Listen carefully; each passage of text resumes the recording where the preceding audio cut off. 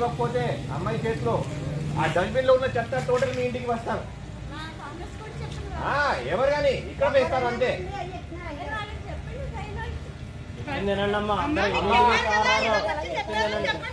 అందరికి చెప్పాలి నేను అప్పుడు